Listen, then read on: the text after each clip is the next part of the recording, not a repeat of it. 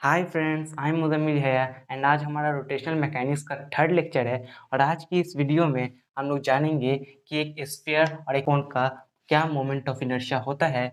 Sphere में भी दो तरह के स्फीयर्स आ जाएंगे, एक आ जाएगा हमारा हॉलो स्फीयर एंड एक आ जाएगा हमारा हॉलो स्फीयर और एक आ जाएगा हमारा सॉलिड स्फीयर, है ना। और कोन्स में भी हमारे दो तरह के कोन्स आ जाएंगे, है ना। एक हो जाएगा हमारा सॉलिड कोन और एक हो जाएगा हमारा हॉलो कोन। तो चलिए, है ना, तो इन सब का जो मोमेंट ऑफ इनर्शिया है उसी से हम लोग डील करेंगे आज की इस वीडियो में। तो चलिए बिना किसी देरी के आज की इस वीडियो को हम लोग शुरू करते हैं। तो यहाँ पर हमारे पास एक हॉलो स्फीयर है जिसका मास m है, जिसका रेडियस r है और यहाँ पर ये कितना एंगल बना रहा है, यहाँ पर ये थीटा एंगल बना रहा है ना। और इसका जो सेंटर है वो O है। तो अब हमें क्या करना है, हमें इसका moment of inertia find out करना है। तो हमें जो इसका मोमेंट ऑफ इनर्शिया है वो इस एक्सिस के अबाउट निकालना है जो कि इसके सेंटर से पास कर रहा है। तो हमें मोमेंट ऑफ इनर्शिया उस एक्सिस के अबाउट निकालना है जो कि इस हॉलो स्फीयर के सेंटर से पास कर रहा हो। तो हमें मोमेंट ऑफ इनर्शिया इस एक्सिस के अबाउट निकालना है ना। तो चलिए इसका मोमेंट ऑफ इनर्शिया कैलकुलेट कर लेते हैं। तो सबसे पहले मैं आप लोग से ये पूछना चाहता हूँ कि यहाँ पर हम लोग लेमडा का इस्तेमाल करेंगे कि सिग्मा का इस्तेमाल करेंगे कि रो का इस्तेमाल करेंगे। जाहिर सी बात है, ये एक हॉलो स्फीयर है, इसका जो मास है इसके सरफेस एरिया पे क्या है, डिस्ट्रीब्यूटेड है। तो यहाँ पर इस हॉलो स्फीयर का मास इसके सरफेस पे डिस्ट्रीब्यूटेड है, अंदर से तो पूरा खोखला है। इसके सरफेस एरिया पे इसका क्या है, इसका मास डिस्ट्रीब्यूटेड है, इसके एरिया पे इसका मास डिस्ट्रीब्यूटेड है, अंदर से तो पूरा खोखला है। तो जाहिर सी बात है, इधर हम लोग किसका इस्तेमाल करेंगे, इधर हम लोग सिग्मा का इस्तेमाल करेंगे, है ना। सिग्मा बराबर कितने के होता है, मास बाय एरिया की होता है ना। जाहिर सी बात है, इधर हम लोग सिग्मा का इस्तेमाल करेंगे। इसका जो मास है, क्योंकि इसका मास सरफेस एरिया पे डिस्ट्रीब्यूटेड है, अंदर से तो पूरा ही खोखला खाली है, और सिग्मा बराबर होता है कितने के, मास बाय एरिया के। तो इधर हम लोग क्या इस्तेमाल करेंगे, सिग्मा का इस्तेमाल करेंगे। इतना लोग समझ चुके हैं, ये सिग्मा हमारा काम आएगा, सिग्मा हमारा साथी बनेगा, है ना। सिग्मा बराबर होता है मास बाय एरिया के। तो इतना हम लोग समझ गए। अब हम लोग आगे बढ़ते हैं। अब हम लोग क्या करते हैं, यहाँ पे एकदम छोटा सा एंगल, एकदम छोटा सा एंगल ले लेते हैं, है ना, डी थीटा, है ना। डी थीटा करके एकदम छोटा सा एंगल ले लेते हैं, क्योंकि इनफाइनाइटली छोटा सा एंगल है, बहुत छोटा सा एंगल है डी थीटा, है ना। अब यहाँ पे देखिए, अब मेरी बात को सुनिए। अब जब मैं इसे, है ना, इस एक्सिस के अबाउट घुमाऊंगा, उस एक्सिस के अबाउट, जिस एक्सिस के अबाउट हमें हॉलो स्फीयर का मोमेंट ऑफ इनर्शिया नहीं करना है ना, तो मैं इस एक्सिस के अबाउट अगर मैं इसे घुमाऊंगा तो यहाँ पर मेरे पास एकदम एक छोटा सा, एकदम पतला सा यहाँ पे एक रिंग फॉर्म हो रहा होगा, है ना। एकदम पतला सा एलिमेंट्री रिंग फॉर्म होगा, है ना। एकदम छोटा सा, एकदम पतला सा मेरे पास यहाँ पे क्या आ गया, रिंग आ गया, है ना। इसका ब्रेथ कितना है ना, मतलब इसकी चौड़ाई कितनी है, इसकी चौड़ाई होगी डी आर, है ना। तो यहाँ पे मेरे पास एकदम छोटा सा पतला सा क्या आ गया, रिंग आ गया। अगर मैं इसको इस रोटेट करूंगा इस एक्सिस के अबाउट, है ना, तो यहाँ पे मेरे पास क्या आ जाएगा, एकदम एक छोटा सा एलिमेंट्री रिंग यहाँ पे फॉर्म होता हुआ मेरे को दिखेगा। अब मेरे को क्या करना है, ये एलिमेंट्री रिंग तो मेरे फॉर्म, मतलब कि यहाँ पे तो हो गया, जो कि एकदम पतला सा रिंग है ना। तो अब मेरे को क्या करना है कि अगर मैं ऐसे ही रिंग का मोमेंट ऑफ इनर्शिया निकालूंगा, इस रिंग का मैं मोमेंट ऑफ इनर्शिया निकाल सकता हूँ, बिल्कुल निकाल सकता हूँ। इस एलिमेंट्री रिंग का मैं मोमेंट ऑफ इनर्शिया निकाल सकता हूँ, जिसका मास कितना है, जिसका मास है डीएम। इसका मास कितना है, इसका मास है डीएम। तो मैं क्या करूंगा, क्या मैं इस एलिमेंट्री रिंग का मोमेंट ऑफ इनर्शिया निकाल सकता हूँ, बिल्कुल निकाल सकता हूँ। तो ऐसे ही रिंग का मोमेंट ऑफ इनर्शिया निकाल के अगर मैं इसे इंटीग्रेट कर दूंगा, है ना, मैं इसे इंटीग्रेट कर दूंगा तो मेरा पूरा हॉलो स्फीयर का मोमेंट ऑफ इनर्शिया निकल जाएगा। और जब मेरा पूरा हॉलो स्फीयर का मोमेंट ऑफ इनर्शिया निकल जाएगा तो हमें सेटिस्फैक्शन मिल जाएगा, है ना। हमें यही तो करना है, हमें हॉलो स्फीयर का तो मोमेंट ऑफ इनर्शिया निकालना है, तो इसका मास डी है। तो चलिए, इस एलिमेंट्री रिंग का रेडियस कितना हो जाएगा, इसका रेडियस निकालना भी जरूरी है। तो इसका जो रेडियस होगा, है ना, कुछ इस तरह का इसका रेडियस होगा। इसका रेडियस कितना हो जाएगा, R cos theta. R cos theta, देखिए कैसे, ये एंगल कितना है, थीटा है ना, ये कितना है, आर है। तो इसका ये वाला कंपोनेंट, है ना, इसका रेडियस यही ना होगा, तो इस आर का, इस रेडियस का, है ना, ये वाला कंपोनेंट कितना हो जाएगा, ये हो जाएगा R cos theta. R cos theta. और ये जो ये वाला कंपोनेंट कितना है, ये वर्टिकल कंपोनेंट कितना हो जाएगा, आर साइन थीटा। तो हमें इस आर कॉस थीटा से भी मतलब है ना। तो यहाँ पे मेरे को यही हॉरिजॉन्टल वाला कंपोनेंट चाहिए था, क्योंकि यही इस एलिमेंट्री रिंग का रेडियस है, जो कि है आर कॉस थीटा। चलिए, हमें रेडियस भी मिल गया, डीएम भी मिल गया, है ना। इस डीएम की वैल्यू कितनी हो जाएगी, डीएम की वैल्यू हो जाएगी sigma into D A. D ए क्या है, हमारा छोटा सा एरिया, एकदम, है ना, इनफाइनाइटली स्मॉल एरिया।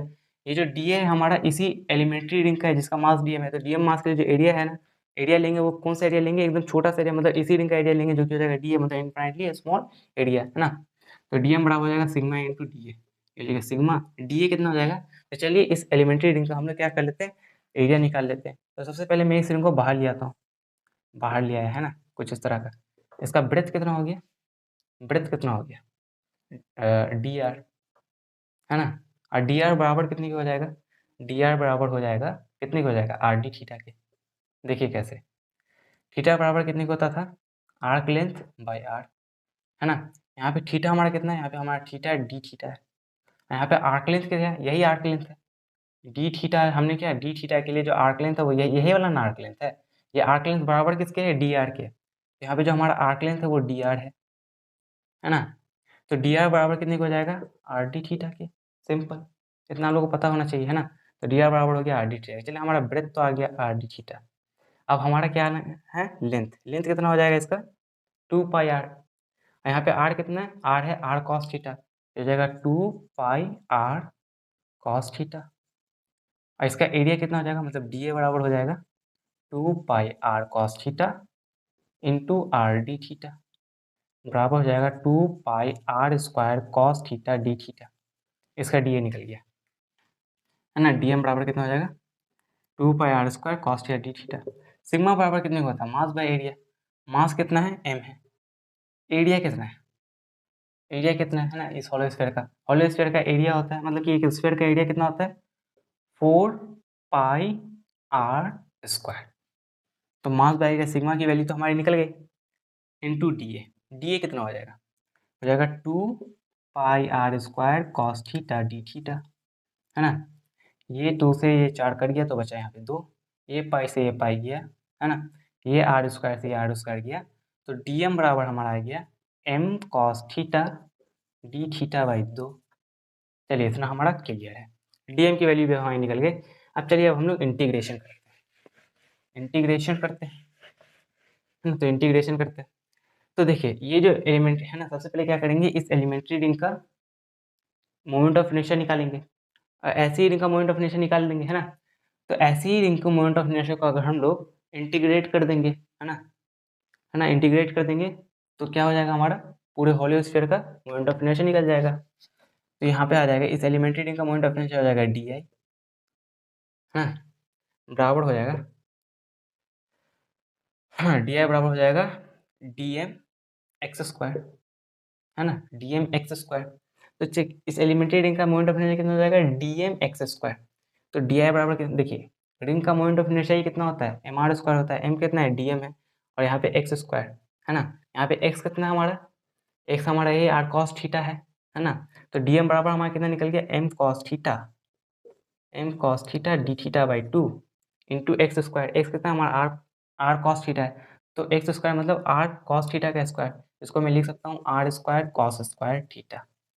अब मैं इसे इंटीग्रेट कर दूंगा, चलिए इंटीग्रेट करते हैं।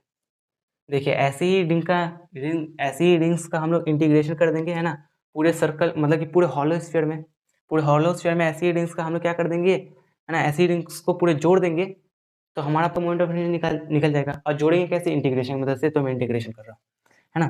तो इतना हम लोग समझ गए, M cos theta D theta by 2 into R square cos theta cos square, है ना, ये तो आर कॉस स्क्वायर थीटा, और यहाँ पे आर कॉस स्क्वायर थीटा, है ना, if R cos square theta. तो चलिए ये डी आई का इंटीग्रेशन हो जाएगा आई, अंदर क्या बचेगा हमारा, है ना, अंदर क्या बचेगा, हम क्या कर देते हैं, एम आर स्क्वायर बाई 2 को बाहर ले लेते हैं, एम आर स्क्वायर बाई 2 को बाहर ले लिया, कांस्टेंट है बाहर ले लेते हैं, है ना। अंदर हमारा क्या बच जाएगा, हो जाएगा कॉस क्यूब थीटा, ये cos square theta into cos theta कितना हो जाएगा, cos cube theta D theta, है ना। अब cos cube theta D theta ले लिया। अब चलिए, अब लिमिट कहाँ से लेके कहाँ तक लगेगा। अब देखिए, अब हमें पूरे के पूरे हॉलो स्फीयर को कवर करना है, तभी हमारा पूरे हॉलो स्फीयर का मोमेंट ऑफ इनर्शिया निकल जाएगा। अब कवर करेंगे तो कहाँ से लेके कहाँ तक कवर करेंगे, है ना। इस पूरे हॉलो स्फीयर को मेरे को क्या करना है, कवर करना है, नीचे से लेकर ऊपर तक। तो देखिए मैं क्या करूँगा, मैं जो लिमिट लूँगा वो मैं लूँगा, है ना, -π/2, मतलब नीचे से लेकर ऊपर तक, है ना, नीचे से लेके मैं क्या लूँगा, ऊपर तक लिमिट लूँगा। तो -π/2 से मैं लूँगा +π/2 तक। देखिए -π/2 से लेके लोअर लिमिट हमारा क्या हो गया, -π/2, अपर लिमिट क्या हो गया, π/2। देखिए अगर मैं π/2 लेता हूँ तो मेरा ये वाला सर्कल कवर हो जाता है ना।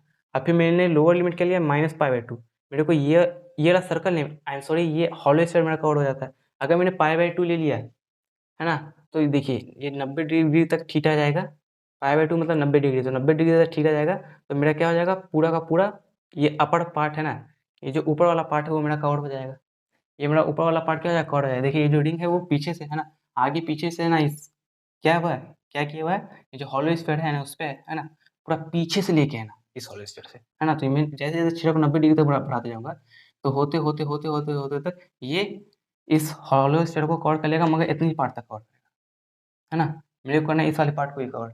अब क्योंकि इस वाले पार्ट को ही कवर करना है तो मैं लिमिट कहाँ से लूंगा, पाई माइनस π/2 लूंगा, है ना। ऊपर ले लिया π/2 और नीचे लोअर लिमिट में क्या लूंगा, माइनस π/2, है ना। मेरे को माइनस π/2 से लेकर π/2 तक पूरा का पूरा क्या कर लेना है, इस होलो स्फीयर को कवर कर लेना है, ताकि मेरा नीचे वाला भी कवर हो जाए, ऊपर वाला भी कवर हो जाए। तो मैंने क्या किया, माइनस π/2 और π/2 मैंने लिमिट के तौर पे ले लिया, π/2 ये वाला तो कवर हो ही जाएगा, और माइनस π/2 मतलब नीचे वाला भी तो कवर करना है। तो मेरा क्या हो जाएगा, पूरा हॉलो स्फीयर कवर हो जाएगा, तो मेरा पूरा हॉलो स्फीयर का मोमेंट ऑफ इनर्शिया निकल जाएगा। तो चलिए अब हम लोग मोमेंट ऑफ इनर्शिया निकालते हैं। लिमिट का काम भी हमने कर लिया। अब इस कॉस क्यूब थीटा और डी थीटा का इंटीग्रेशन कैसे करेंगे, चलिए वो भी देख लेते हैं। आई बराबर हो जाएगा mr²/2, अंदर है कॉस क्यूब थीटा। तो अब मैं क्या करता हूँ, इस कॉस क्यूब थीटा को, क्या मैं इस कॉस क्यूब थीटा को cos theta into cos square theta लिख सकता हूँ, बिल्कुल लिख सकता हूँ, है ना। इसको कॉस क्यूब थीटा को cos square theta into cos theta लिख सकता हूँ। अब मेरे को क्या करना है ना, आई बराबर हो जाएगा mr²/2, लिमिट हो जाएगा π/2 से लेके π/2 तक। अब मैं कॉस थीटा को एज इट इज रहने देता हूँ, कॉस स्क्वायर थीटा को मैं क्या लिख सकता हूँ, है ना, कॉस स्क्वायर थीटा को मैं क्या लिख सकता हूँ, 1 माइनस साइन स्क्वायर थीटा, है ना, 1 माइनस साइन स्क्वायर थीटा लिख सकता हूँ, यहाँ पे डी थीटा। तो चलिए अब मैं इसका इंटीग्रेशन कैसे करूँ। अब मैं जो इसका इंटीग्रेशन करूँगा वो करूँगा इंटीग्रेशन बाय सब्स्टिट्यूशन मेथड, जो कि मैंने आप लोगों को पढ़ा भी रखा है इंटीग्रेशन वाली वीडियो में। वीडियो नहीं देखी तो डिस्क्रिप्शन बॉक्स में उसका लिंक है, जाके वीडियो देख लीजिए। तो आई बराबर कितने की हो जाएगा, mr²/2, ये हमारा क्या हो गया, π/2 से लेकर π/2 तक, है ना। और 1 माइनस साइन स्क्वायर थीटा, है ना। तो इतना तो हमें आता है, मतलब कि इतना इतना तक तो हमने कर लिया। अब हमें इंटीग्रेशन बाय सब्स्टिट्यूशन मेथड से इसका इंटीग्रेशन करना है, cos theta into 1 minus sine square theta. अब इसका इंटीग्रेशन कैसे होगा, है ना, ये कितना यहाँ पे डी थीटा है ना। तो सबसे पहले मैं क्या करता हूँ, इंटीग्रेशन बाय सब्स्टिट्यूशन मेथड का मैं सहारा लेता हूँ। तो मैं यहाँ पर क्या करूँगा, इधर मैं साइन थीटा को, है ना, इधर मैं क्या करूँगा, लेट साइन थीटा बराबर हो जाएगा टी के। लेट साइन थीटा बराबर है टी के, तो मैंने साइन थीटा को क्या मान लिया, टी मान लिया। अब मैं क्या करूँगा, दोनों तरफ साइन थीटा को मैंने क्या मान लिया, टी मान लिया। साइन थीटा को मैं ऊपर का मिटा देता हूँ, है ना। तो साइन थीटा को मैंने टी मान लिया।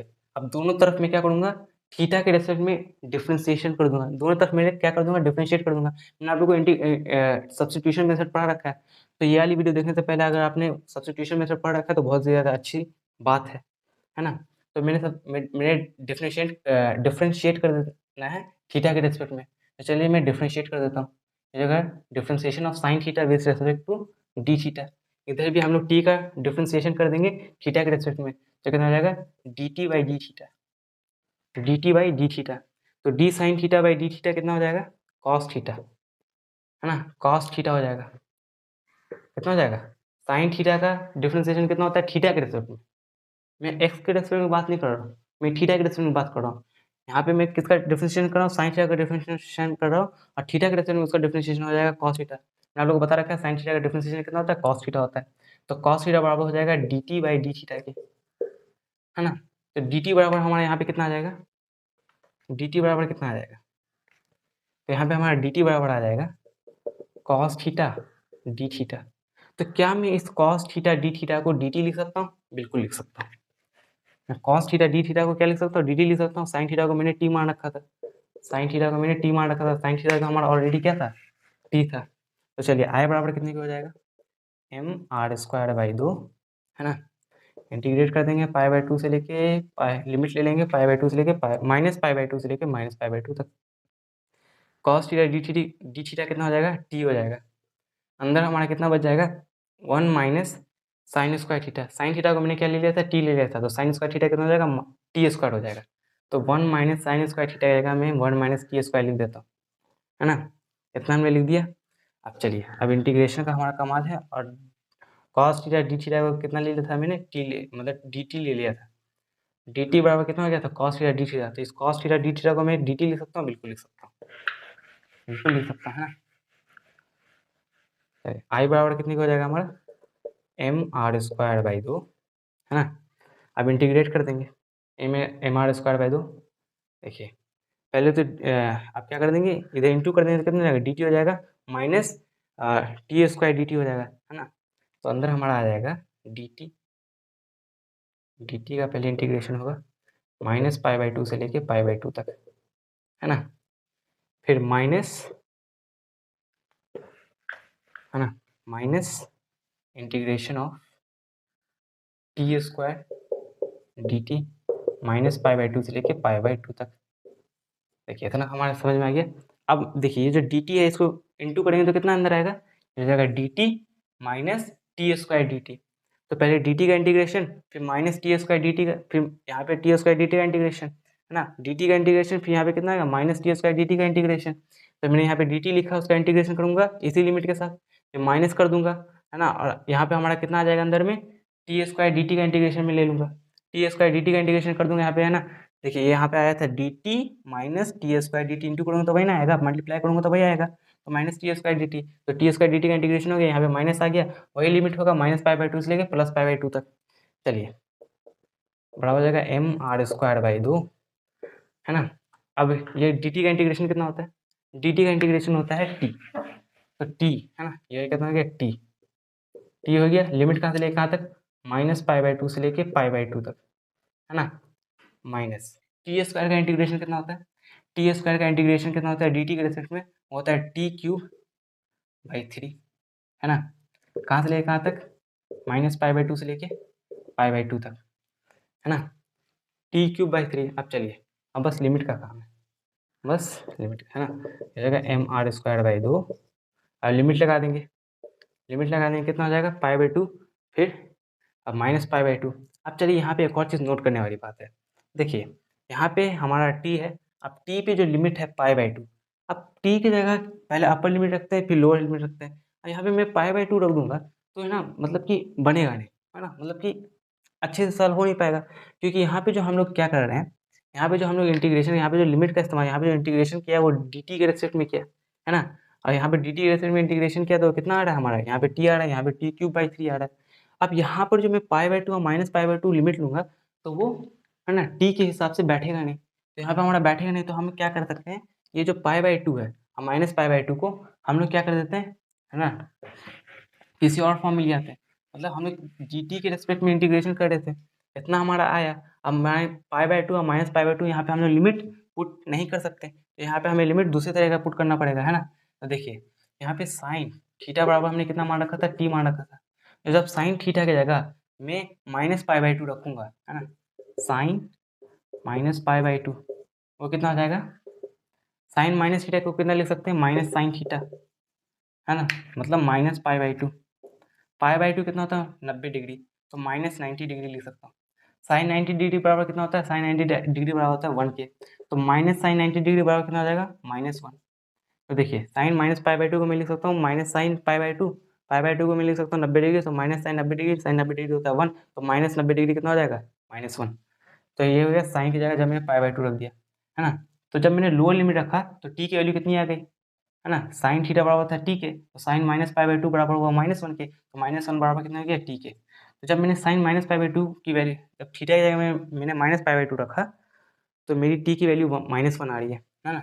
और जब मैं थीटा की जगह पाई बाई 2 रखूँगा, साइन पाई बाई 2 हो जाएगा साइन 90 डिग्री, बराबर हो जाएगा 1 के, ये बराबर हो जाएगा टी के। देखिए साइन थीटा बराबर कितने था, टी के था। जब मैंने अपर लिमिट रखा तो टी की वैल्यू 1 आ रही है, जब मैंने लोअर लिमिट रखा तो टी की वैल्यू -1 आ रही है। तो मैं यहाँ पे पाई बाई 2 और माइनस पाई बाई 2 को हटा के मैं यहाँ पे -1 से लेके -1 से लेके मैं +1 तक इंटीग्रेट कर देता हूँ, तो हमारा इंटीग्रेशन भी क्या हो जाएगा, आराम से हो जाएगा।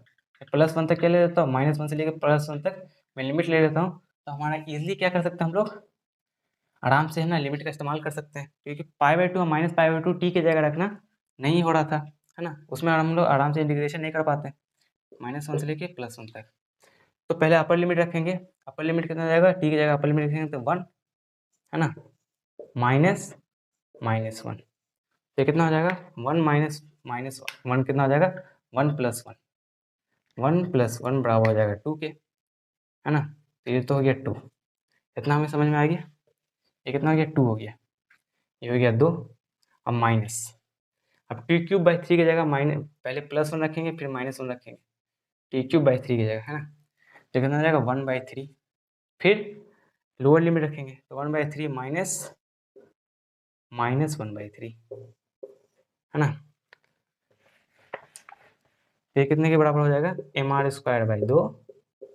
अंदर कितना बच गया हमारा, अंदर हमारा कितना बच गया, ये जाएगा 2 माइनस, देखिए 1/3 माइनस 1/3 कितना हो जाएगा, 1/3 प्लस 1/3, माइनस माइनस कितना होता है, प्लस होता है, तो 1/3 प्लस 1/3 हो जाएगा, ये जाएगा 2 माइनस, है ना। ये कितना हो जाएगा, यहाँ पे 3 एलसीएम में आ जाएगा तो 1 + 1 2 हो जाएगा। इसको हम लोग कैलकुलेट करें तो कितना आएगा, 2/3 आ जाएगा, 2/3 आ जाएगा। अरे आप ही लोग देखिए 1/3 प्लस 1/3 को क्या लिख सकते हैं, 2/3 लिख सकते हैं, है ना। तो कैलकुलेट किया 2/3 आया, तो 2 माइनस 2/3 इतना आ गया, है ना। तो पहले हमने लिमिट रख दिया 1 से लेके, मतलब -1 से लेके 1 तक, है ना। मैंने क्या ले लिया, लिमिट ले लिया। अपर लिमिट 1 है, लोअर लिमिट -1 है। पहले अपर लिमिट रखेंगे, अपर लिमिट 1 है तो 1/3 हो जाएगा, 1/3 माइनस लोअर लिमिट लगा देंगे। लोअर लिमिट कितना है, -1/3, तो टी की जगह पे -1/3 रख देंगे तो कितना हो जाएगा, मतलब टी की जगह पे -1 रख देंगे तो कितना हो जाएगा, -1/3 हो जाएगा। तो ना upper limit minus lower limit, है ना, ऐसे करते हैं, है ना। तो अपर लिमिट रखा तो 1/3, लोअर लिमिट रखा तो -1/3, तो 1/3 माइनस 1/3 कितना हो जाएगा, 1/3 प्लस 1/3, तो 1/3 प्लस 1/3 2/3 होगा। इतना समझ में आ गया। अब चलिए आप हम लोग आगे कैलकुलेट करते हैं। तो ये बराबर हो जाएगा mr²/2, ये कितना हो जाएगा, 4/3, है ना। 3 2 6, 6 - 2 4, 4/3। अब ये 2 से ये 4 कट जाएगा, बचेगा यहाँ पे 2, तो ये तो mr² इंटू 2/3 कितना हो जाएगा, इसको लिख सकते हैं। तो फाइनली हमारा मोमेंट ऑफ इनर्शिया पूरे हॉलो स्फीयर का कितना आ गया, moment of inertia of the hollow sphere कितना आ गया हमारा, 2/3 mr²। यही हमारा फाइनली आंसर हुआ। तो इतना इंटीग्रेशन, इतना लिमिट विमिट सबका खेल खेल के इंटीग्रेशन बाय सब्स्टिट्यूशन ना जाने क्या क्या किया हमने इसका moment of inertia find out करने के लिए। अंत में हमारा फाइनली इसका मोमेंट ऑफ इनर्शिया कितना आ गया, 2/3 mr²। तो चलिए अब हम लोग आगे बढ़ते हैं। अब हम लोग जो मोमेंट ऑफ इनर्शिया निकालते हैं वो निकालते हैं एक सॉलिड स्फीयर का, है ना। तो यहाँ पर मेरे पास एक सॉलिड स्फीयर है जिसका मास m है और जिसका मुझे मोमेंट ऑफ इनर्शिया निकालना है इस एक्सिस के अबाउट, है ना। और ये एक्सिस जो कि इसके सेंटर से पास कर रहा है, अब इसके सेंटर से पास कर रही है एक्सिस, इसी एक्सिस के अबाउट हमें इसका मोमेंट ऑफ इनर्शिया निकालना है ना। तो इसका मोमेंट ऑफ इनर्शिया चलिए हम लोग कैलकुलेट करते हैं। तो सबसे पहले मैं आप लोग से ये पूछ लेना चाहता हूँ, इधर हम लोग लेमडा का इस्तेमाल करेंगे कि सिग्मा का इस्तेमाल करेंगे कि यहाँ पे हम लोग रो का इस्तेमाल करेंगे। जाहिर सी बात है ये एक सॉलिड स्फीयर है और इसके पूरे अंदर मास भरा हुआ होगा। इसका मास ना तो सिर्फ सरफेस एरिया पे डिस्ट्रीब्यूटेड रहेगा बल्कि इसका मास पूरा अंदर भी भरा होगा। अब क्योंकि इसका मास पूरा अंदर भरा हुआ है, इसका मास ने अंदर भी, है ना, जगह को ऑक्युपाई कर रखा है, पूरे जगह को ऑक्युपाई कर रखा है, एक सॉलिड स्फीयर है। जाहिर सी बात है रो बराबर होता है मास बाय वॉल्यूम के, तो इधर हम लोग रो का इस्तेमाल करेंगे क्योंकि एक सॉलिड स्फीयर है, अंदर पूरा मास भरा हुआ है। तो इधर हम लोग किसका इस्तेमाल करेंगे, रो का इस्तेमाल करेंगे, है ना। इधर हम लोग m/v का इस्तेमाल करेंगे जो कि बराबर होता है रो के। इधर हम लोग किसका इस्तेमाल करेंगे, रो का इस्तेमाल करेंगे जो कि होता है m/v के। इतना आप लोग समझ गए।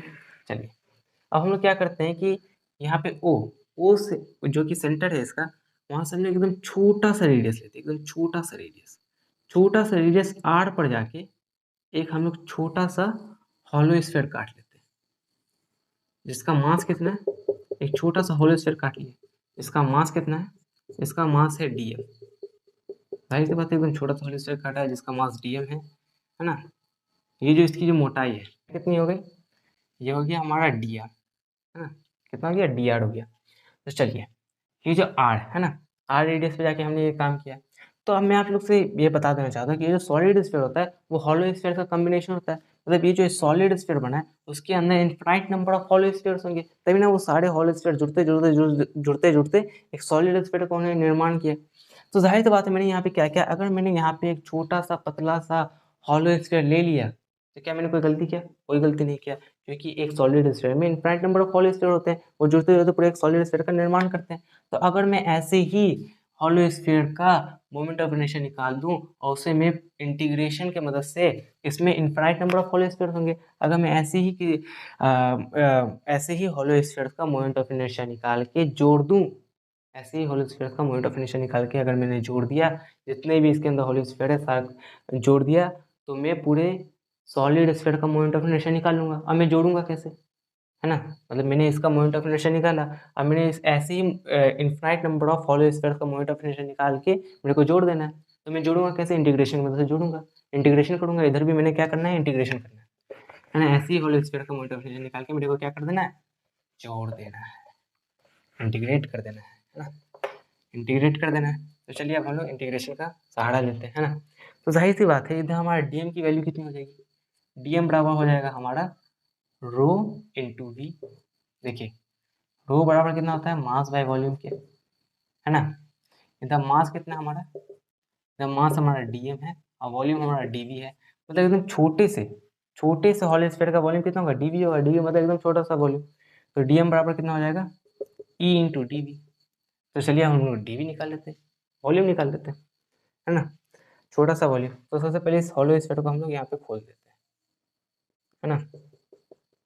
तो वॉल्यूम निकालने के लिए कितना, क्या फॉर्मूला होता है, एरिया इंटू हाइट। इसका एरिया कितना हो जाएगा हॉलो स्फीयर का, 4πr², 4π छोटा सा आर का स्क्वायर, 4πr², है ना। और ये कितना है, डी आर है। तो 4πr² इंटू डी आर, मतलब एरिया इंटू हाइट होता है ना, तो 4πr² इंटू डी आर। तो डी वी बराबर कितना हो जाएगा, 4πr² डी आर, है ना। तो डी एम बराबर हो जाएगा रो इंटू डी वी। रो बराबर कितना होता है, मास बाय वॉल्यूम के, है ना। ये तो मास बराबर हो गया एम के, मास बाय वॉल्यूम क्या होता है ना, तो मास हो गया M by volume. Solid sphere का वॉल्यूम कितना होता है कितना होता है, 4/3 पाई आर क्यूब। ये 3 को ऊपर ले जाएंगे तो कितना हो जाएगा, 3m/4 pi R cube into D V. Rho की वैल्यू निकल गई, रो की वैल्यू रख दी 3m/4 pi R cube into D V, कितना हो जाएगा 4πr² डी आर। देखिए ये 4 से ये 4 कटा, ये पाई से ये पाई कटा, इतना समझ में है ना, इतना समझ गए। तो डी एम बराबर कितने के आ गया हमारा, है ना, 3m/r² D R by R cube. D M बराबर हमारा इतना आ गया। चलिए इतना काफ़ी है हमारे लिए, है ना। अब हम लोग आगे बढ़ते हैं इंटीग्रेशन की तरफ। तो डी एम बराबर आ गया, अब डी आई बराबर कितना हो जाएगा, मतलब इसका मोमेंट ऑफ इनर्शिया कितना हो जाएगा। देखिए हॉलो स्फीयर का मोमेंट ऑफ इनर्शिया होता है 2/3 mr²। इधर भी हम लोग लिखेंगे 2/3, इधर m कितना है, इधर m हमारा डी एम है, और r कितना है, ये छोटा सा r है, मतलब छोटे से r का स्क्वायर, है ना। तो ये हमारा हो गया इस हॉलो स्फीयर का मोमेंट ऑफ इनर्शिया, है ना। अब इसी हॉलो स्फीयर के मोमेंट ऑफ इनर्शिया को हम लोग इंटीग्रेट कर देंगे, इंटीग्रेट कर देंगे कहाँ से लेके कहाँ तक, इंटीग्रेट कर देंगे कहाँ से लेके कहाँ तक, 0 से लेके आर तक। 0 से लेके आर तक इसलिए इंटीग्रेट किया ताकि हमारा पूरा का पूरा सॉलिड स्फीयर कवर हो जाए, क्योंकि हमें पूरे के पूरे सॉलिड स्फीयर का मोमेंट ऑफ इनर्शिया निकालना है। अब क्योंकि पूरे सॉलिड स्फीयर का मोमेंट ऑफ इनर्शिया निकालना पड़ेगा, तो हमने ऐसे क्या किया, एक हॉलो स्फीयर का मोमेंट ऑफ इनर्शिया निकाला और उसे हमने इंटीग्रेट कर दिया पूरा 0 से लेकर आर तक, ताकि हमारा पूरा सॉलिड स्फीयर कवर हो जाए, ताकि हमारे यहाँ से लेके पूरा सॉलिड स्फीयर तक का हॉलो स्फीयर का जितना भी इसमें हॉलो स्फीयर है सबका मोमेंट ऑफ इनर्शिया जोड़ के हमारा पूरा सॉलिड स्फीयर का मोमेंट ऑफ इनर्शिया निकल जाए। अब सबका मोमेंट ऑफ इनर्शिया कैसे जोड़ेंगे, पूरे जितने भी infinite number of hollow spheres होंगे इसके बीच में, है ना, इस सॉलिड स्फीयर में infinite number of hollow spheres होंगे, तो इन सारे infinite number of hollow sphere को कैसे जोड़ेंगे, इंटीग्रेशन की मदद से जोड़ेंगे। कहाँ से लेकर कहाँ तक जोड़ेंगे, हमें ये भी तो कमांड देना पड़ेगा कि कहाँ से लेकर कहाँ तक जोड़ेंगे, ताकि वहाँ से लेकर वहाँ तक हमारा पूरा सॉलिड स्फीयर कवर हो जाए। तो हम लोग जाहिर सी बात है 0 से लेकर आर तक जोड़ेंगे, है ना। ये जो रेडियस है वो कैपिटल आर है ना, 0 से लेकर कैपिटल आर तक जोड़ देंगे, है ना, ताकि हमारे पूरा जो सॉलिड स्फीयर है उसका मोमेंट ऑफ इनर्शिया निकल जाए, है ना।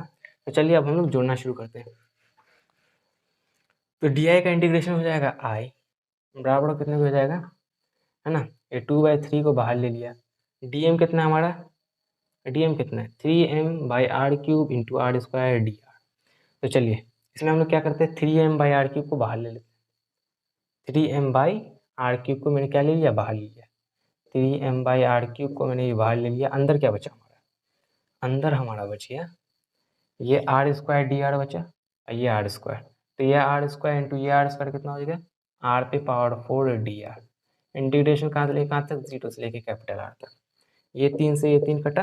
चलिए अब आगे बढ़ते हैं। तो आई बराबर कितने की हो गया, 2m/r³, है ना। r⁴ का इंटीग्रेशन कितना होता है, r⁵/5। तो r⁵/5 होता है ना, देखिए r⁵/5। इस बाई 5 को मैं ना बाहर ले लेता हूँ, 1/5 को मैंने बाहर ले लिया तो कितना हो गया 2m/5r³। अंदर बचा r⁵ इंटीग्रेशन 0 से लेके r तक, i बराबर हो जाएगा 2m/5r³ इंटू ये कैपिटल पहले अपर लिमिट रखेंगे फिर लोअर लिमिट रखेंगे तो कितना हो जाएगा r⁵ हो जाएगा। ये r³ से ये r⁵ कट गया, बचा यहाँ पे r² बराबर हो जाएगा 2mr²/5। तो हम लोग कह सकते हैं कि एक सॉलिड स्फीयर का मोमेंट ऑफ इनर्शिया कितना होता है 2/5mr²। बहुत ही ज़्यादा आसान था। अब चलिए हमने हॉलो स्फीयर का भी देख लिया, सॉलिड स्फीयर का भी देख लिया, अब हम लोग कोन का मोमेंट ऑफ इनर्शिया देख लेते हैं। सबसे पहले हम लोग हॉलो कोन का मोमेंट ऑफ इनर्शिया देखेंगे, फिर सॉलिड कोन का हम लोग मोमेंट ऑफ इनर्शिया देखेंगे। तो चलिए अब हम लोग आगे बढ़ते हैं। तो यहाँ पर हमारे पास एक हॉलो कोन है जिसका मास m है, जिसका रेडियस r है, और ये जिसका स्लैंट हाइट है इसको स्लैंट हाइट कहते हैं, इसका स्लैंट हाइट l है ना। तो जाहिर सी बात है इधर हमें क्या करना है, इधर हमने मोमेंट ऑफ इनर्शिया कैलकुलेट करना है इस एक्सिस के अबाउट जो कि इसके सेंटर से पास कर रहा है। इसी एक्सिस के अबाउट हमें क्या करना है, इसका मोमेंट ऑफ इनर्शिया कैलकुलेट करना है ना। तो मोमेंट ऑफ इनर्शिया कैलकुलेट करते हैं, चलिए हम लोग इसका मोमेंट ऑफ इनर्शिया कैलकुलेट करते हैं। तो सबसे पहले मैं आप लोग से ये बात पूछना चाहता हूँ, इधर हम लोग लैम्डा का इस्तेमाल करेंगे कि सिग्मा का इस्तेमाल करेंगे कि रो का इस्तेमाल करेंगे। जाहिर सी बात है इधर हम लोग सिग्मा का इस्तेमाल करेंगे। सिग्मा बड़ा होता है मास बाय एरिया के, इसका जो मास है वो इसके एरिया पे डिस्ट्रीब्यूटेड है ना। इसका मास कहाँ पे डिस्ट्रीब्यूटेड है, इसके सरफेस एरिया पे डिस्ट्रीब्यूटेड है। जाहिर सी बात है इधर हम लोग सिग्मा का इस्तेमाल करेंगे। तो चलिए सिग्मा का इस्तेमाल करते हैं, है ना। तो सिग्मा बड़ा होता है मास बाय एरिया के। अब है ना, इतना आप लोग समझ चुके होंगे। अब हमें क्या करना है, इसका मोमेंट ऑफ इनर्शिया कैलकुलेट करना है। तो मोमेंट ऑफ इनर्शिया कैलकुलेट करने के लिए मैं सबसे पहले क्या करता हूँ कि मैं यहाँ से x दूरी पे जाके एक छोटा सा रेडियस, x दूरी पे जाके एक छोटा सा रेडियस r लेकर, है ना, x दूरी पे जाके एक छोटा सा रेडियस r लेता हूँ। अब मैं यहाँ r रेडियस पर जाके एक छोटा सा रिंग काट लेता हूँ, एक छोटा सा एलिमेंट्री रिंग काट लेता हूँ, एकदम एलिमेंट्री रिंग काट लेता हूँ जो कि एकदम एकदम पतला रिंग है, बहुत पतला, इनफाइनाइटली पतला रिंग है। अब ये जो हॉलो कॉइन है वो रिंग्स का मतलब कि यहाँ से लेके यहाँ तक इनफाइनाइट नंबर ऑफ ऐसे पतले पतले एलिमेंट्री रिंग्स होंगे। अब क्योंकि यहाँ से लेके यहाँ तक इनफाइनाइट नंबर ऑफ ऐसे पतले पतले रिंग्स होंगे, तो ये जो क्या तो कहते हैं, ये जो कोन है वो ऐसी इनफाइनाइट नंबर ऑफ रिंग्स है ना मिलकर बना हुआ है। तो मैं क्या करूँगा, अगर मुझे पूरे कोन का मोमेंट ऑफ इनर्शिया कैलकुलेट करना है तो मैं ऐसी रिंग्स का मोमेंट ऑफ इनर्शिया जोड़ दूंगा। मतलब जितने भी इसमें रिंग्स हैं, जितने भी इनफाइनाइट नंबर ऑफ रिंग्स हैं, सारे रिंग्स का मोमेंट ऑफ इनर्शिया ऐसी एलिमेंट्री रिंग्स का है ना, सारे ऐसे एलिमेंट्री रिंग्स का मोमेंट ऑफ इनर्शिया मैं जोड़ दूंगा, सारे एलिमेंट्री रिंग्स का मोमेंट ऑफ इनर्शिया जोड़ दूंगा, तो हमारा पूरे कोन का मोमेंट ऑफ इनर्शिया निकल आएगा। तो जाहिर सी बात है जोड़ूंगा कैसे, इंटीग्रेशन की मदद से। तो इधर भी हम लोग इंटीग्रेशन का सहारा लेंगे। तो r रेडियस पे जाके एक छोटा सा एलिमेंट्री रिंग ले लिया जिसका मास कितना है, जिसका मास dm है, जिसका मास dm है ना। इसकी मोटाई, इसकी चौड़ाई कितनी है, वो कितना है, वो है लेट्स से dx, है ना, dx है ना। इसकी जो हाइट कह लीजिए आप वो कितनी है, dx है। तो इतना आप लोग समझ चुके होंगे। तो ये हमारा एलिमेंट्री रिंग हो गया। अब हमें क्या करना है, इसका क्या करना है, मोमेंट ऑफ इनर्शिया निकालना है इस पूरे कोन का। तो सबसे पहले मैं क्या करूँगा कि मैं इस एलिमेंट्री रिंग का मोमेंट ऑफ इनर्शिया निकालूंगा, है ना, फिर मैं इंटीग्रेट कर दूंगा।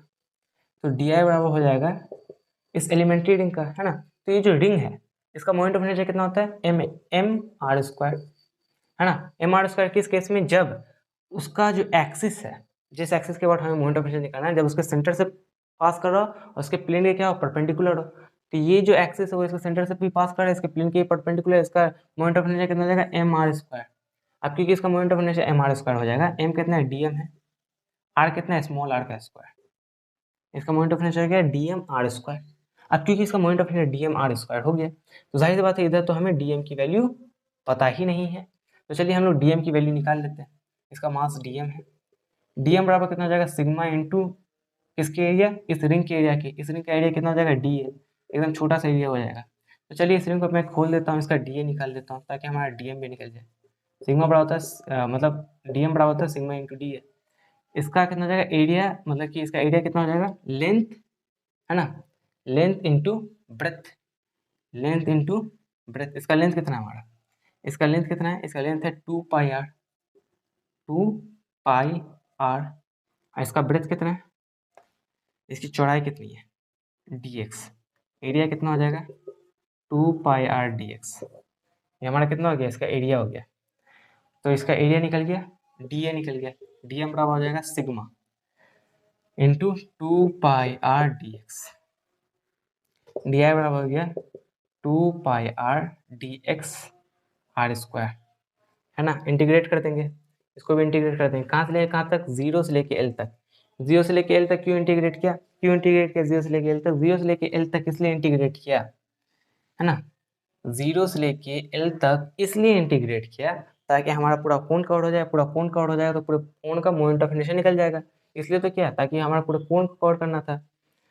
पूरे कोण तक के रिंग्स का मोमेंट ऑफ इनर्शिया जोड़ देंगे तभी तो पूरा मोमेंट ऑफ इनर्शिया, पूरे कोण का, हॉलो कोण का मोमेंट ऑफ इनर्शिया निकलेगा। तो चलिए ऐसा हमने कर दिया। इसका मोमेंट ऑफ इनर्शिया अब हम लोग कैलकुलेट कर लेते हैं।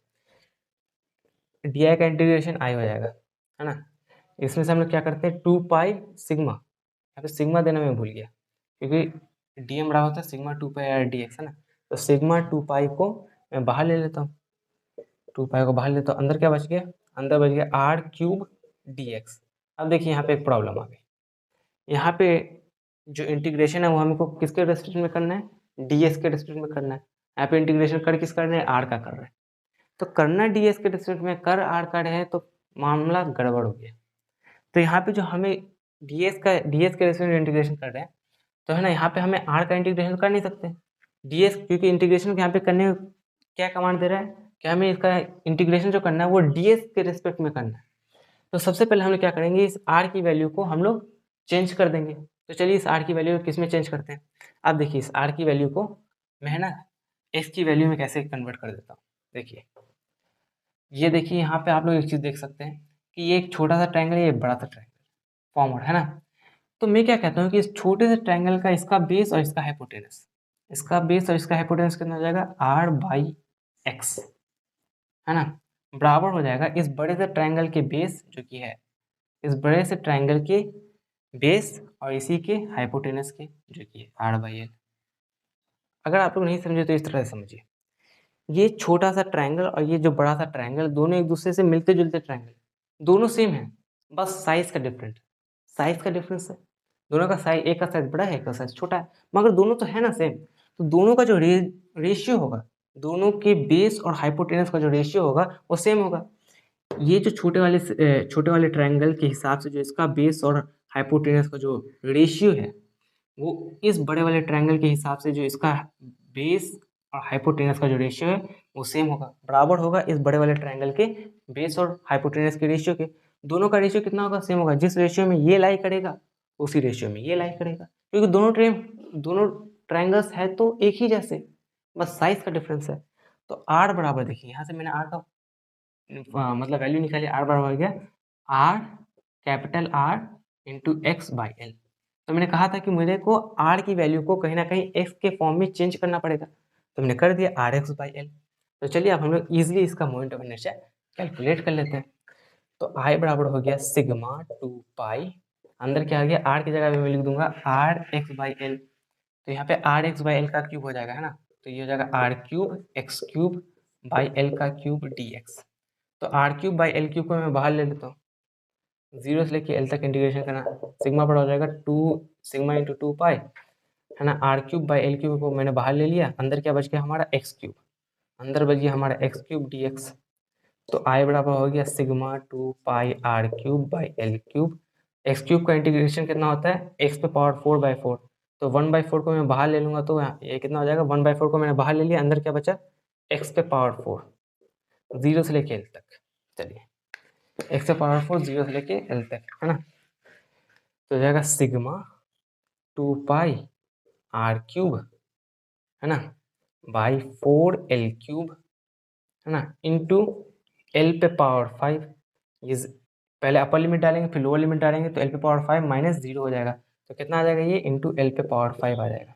अब चलिए यहाँ पे देखिए, अब मैं यहाँ पे सिग्मा की वैल्यू निकाल देता हूँ। सिग्मा की वैल्यू कितनी होती है? Mass by area. तो सिग्मा की वैल्यू की जगह मैं मास बाई एरिया रख देता हूँ। आई बराबर हो जाएगा मास एम है, एरिया इसका कितना होता है? पाई आर एल। एरिया कितना हो जाएगा इसका? पाई आर एल हो जाएगा। इतना तो आपको आता होगा, हॉलो कौन है ना, हॉलो कौन है तो इसका एरिया पाई आर एल हो जाएगा। तो mass by pi R L इसका हो गया कितना? एरिया, है ना, into 2 pi R cube into L cube, है ना, by 4 L cube, 4 L cube.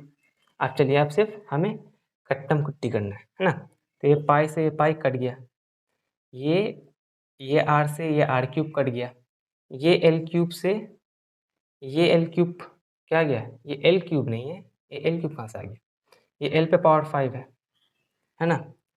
तो ये कहाँ गया, एल पे पावर 5 एक्स। ये देखिए मैंने यहाँ पे गलती कर दी है, यहाँ पे एक्स, ये पे यहाँ पे होता है एल पे पावर 4, ये एल पे पावर 4 है, 5 नहीं है। देखिए यहाँ पे क्या था हमारा, यहाँ पे था हमारा एक्स पे पावर 4 था, एक्स पे पावर 4 की जगह मैंने एल रखा, यहाँ जीरो से लेके एल तक है ना, मैंने क्या किया, इंटीग्रेट किया। तो यहाँ पे जीरो से लेके एल तक इंटीग्रेट किया, तो यहाँ पे एक्स पे पावर 4 की जगह एल पे पावर 4 हो जाएगा, है ना। तो मैंने एल पे पावर 5 गलती से लिख दिया था, उसे भूल जाइए। अब यहाँ पे देखिए, यहाँ पे एल पे पावर 4 है, तो ये एल क्यूब से एल पे पावर 4 कट गया, तो यहाँ पे बचा एल, यहाँ पे एल बचा, एल क्यूब से एल पे पावर 4 कट गया, तो यहाँ पे बचा एल, ये एल से ये एल कट गया, पाई से पाई गया, आर से आर क्यूब गया, तो बचा यहाँ पे आर स्क्वायर, है ना। ये 2 से ये 4 गया, तो यहाँ पे बचा 2, तो नीचे बचा 2, ये एल क्यूब से एल, यहाँ पे एल क्यूब से एल पे पावर 4 कटा, बचा एल, ये से एल कट गया, तो एल का मामला खत्म, नीचे भी एल का मामला खत्म, आर का मामला नीचे खत्म, 4 भी गया, यहाँ पे बचा 2, है ना। तो आई बराबर कितना हो गया हमारा, mr² बाई 2। तो फाइनली हम लोग कह सकते हैं कि होलो कोन का मोमेंट ऑफ इनर्शिया कितने के बराबर होता है, mr² बाई 2। तो चलिए अब बिना किसी देरी के अब हम लोग सॉलिड कोन का मोमेंट ऑफ इनर्शिया निकाल लेते हैं। चलिए अब सॉलिड कोन की अब हम लोग बात करते हैं। तो यहाँ पर अब मेरे पास एक सॉलिड कोन है जिसका मास m है, जिसका रेडियस r है, और इसकी वाली जो हाइट है वो कितनी है, वो h हाइट है ना। अब मुझे इसका मोमेंट ऑफ इनर्शिया निकालना है इस एक्सिस के अबाउट, जो कि इसके सेंटर से पास कर रहा है ना। तो मुझे इसका मोमेंट ऑफ इनर्शिया इस एक्सिस के अबाउट निकालना है। तो सबसे पहले मैं आप लोग से ये पूछना चाहता हूँ कि इधर मैं लेमडा का इस्तेमाल करूंगा कि सिग्मा का इस्तेमाल करूंगा कि रो का इस्तेमाल करूंगा। जाहिर सी बात है इधर मैं रो का इस्तेमाल करूंगा, रो बड़ा होता है मास बाय वॉल्यूम के। जाहिर सी बात है ये एक सॉलिड कोन है, अंदर पूरा मास भरा हुआ है, इसका मास ना तो सिर्फ सरफेस एरिया पे डिस्ट्रीब्यूटेड है बल्कि अंदर भी पूरा मास भरा हुआ है। तो इसमें हम लोग रो का इस्तेमाल करेंगे, मास बाय वॉल्यूम का इस्तेमाल करेंगे। तो चलिए इसका हम लोग मोमेंट ऑफ इनर्शिया फटाफट से कैलकुलेट करते हैं, है ना। तो सबसे पहले हम लोग क्या करेंगे, यहाँ पर एक्स दूरी नीचे आके, है ना, एक्स दूरी, ये जो हाइट है, जो परपेंडिकुलर हाइट है ना, ये जो परपेंडिकुलर डिस्टेंस है, यहाँ पे एक्स दूरी नीचे आके, ये जो पूरा हाइट है वो h है। अब मैं कह रहा हूँ कि यहाँ पे x दूरी नीचे आके यहाँ पे एक छोटा सा रेडियस काट लेते हैं, यहाँ पे एक छोटा सा रेडियस r काट लेते हैं, है ना, काट सकते हैं। यहाँ पे एक छोटा सा रेडियस x दूरी नीचे आके छोटा सा रेडियस r काट लिया। अब यहाँ से मैं क्या करता हूँ, यहाँ से मैं एक एलिमेंट्री डिस्क उठा सकता हूँ, एक छोटा सा डिस्क मैंने यहाँ से काट लिया, r रेडियस पे जाके मैंने छोटा सा डिस्क काट लिया, मैंने एक छोटा सा डिस्क काट लिया, है ना, जिसका मास कितना है, जिसका मास dm है ना, इसका मास कितना है, जिसका मास dm है। और इसका जो जो मोटाई है वो कितना है, वो dr है, इसका मोटाई कितना है, dr है। तो जाहिर सी बात है मैंने x, है ना, x दूरी नीचे आकर r रेडियस पर जाकर, है ना, मैं x दूरी नीचे आकर मैंने r रेडियस लिया, छोटा सा r रेडियस लिया, r रेडियस पर जाकर मैंने एक एलिमेंट्री सा डिस्क काटा, उसका मास dm है, मोटाई dr है ना। dm बराबर कितने का हो जाएगा, रो इंटू dv, किसका, dv मतलब वॉल्यूम, किसका वॉल्यूम, इस एलिमेंट्री डिस्क का एकदम छोटा सा वॉल्यूम, dv मतलब क्या, एकदम छोटा सा वॉल्यूम होता है। dm बराबर हो जाएगा, रो कितना होता है, मास बाय वॉल्यूम, मास कितना है, m है, वॉल्यूम कितना होता है कौन का, है ना, वॉल्यूम कितना होता है 1/3 पाई आर स्क्वायर एच। तो 3 ऊपर चला जाएगा, नीचे आ जाएगा पाई आर स्क्वायर एच, है ना, इंटू dv, dv निकाल लेते हैं। पहले इस एलिमेंट्री डिस्क को बाहर ले लेंगे, इसका एरिया कितना हो जाएगा, इसका एरिया कितना हो जाएगा, एक डिस्क का एरिया कितना होता है, पाई आर स्क्वायर, है ना, इसका एरिया कितना होता है, पाई आर स्क्वायर। मैं यहाँ पे एक काम करता हूँ, मैं यहाँ पे डी आर की जगह मैंने क्या कर लेता, डी एक्स ले लेता हूँ मैं, है ना, मैं क्या कर लेता हूँ, डी एक्स लेता हूँ। अब मैंने डी एक्स इसलिए लिया, मैं बताता हूँ, मैं बाद में बताऊँगा कि मैंने डी एक्स क्यों लिया, डी आर की जगह मैं डी एक्स ले लेता हूँ, है ना। तो हमसे क्वेश्चन है ना अच्छे से बन जाएगा। तो यहाँ पे मेरे पास क्या, मैंने एक छोटा सा ये जो डिस्क है उसको मैंने यहाँ पे खोल दिया। अब डिस्क का एरिया, अब वॉल्यूम निकालना है ना, तो वॉल्यूम बराबर होता है एरिया इंटू हाइट, जिसका एरिया कितना हो जाएगा, pi R square, pi R square हो जाएगा। और ये जो इसकी जो मोटाई है वो कितनी है, डी एक्स है, ये कह लीजिए इसकी हाइट कितनी है, डी एक्स का है। तो इसका वॉल्यूम कितना हो जाएगा, डी वी बराबर हो जाएगा pi R square D x, है ना। तो ये हो गया डी एम बराबर कितना हो गया, पाई आर स्क्वायर डी एक्स, ये पाई से ये पाई गया, है ना। तो डी एम बराबर हमारा फाइनली हो गया 3m are square D x, नीचे बढ़ गया आर स्क्वायर एच, है ना। अब इतना हमने कर लिया, अब एरिया, अब हम लोग इसका मोमेंट ऑफ इनर्शिया निकाल देते हैं। इस एलिमेंट्री डिस्क का मोमेंट ऑफ इनर्शिया हो जाएगा, है ना, डीएम, इसका मोमेंट ऑफ इनर्शिया कितना हो जाएगा, डीएम आर स्क्वायर बाई 2, अब dm r²/2 क्यों लिखा? क्योंकि मैंने आप लोगों को बताया है कि एक डिस्क का मोमेंट ऑफ इनर्शिया कितना होता है। मैं तब की बात कर रहा हूँ जब उसका एक्सिस ऑफ रोटेशन उसके सेंटर से पास करे और जब उसके प्लेन के परपेंडिकुलर हो।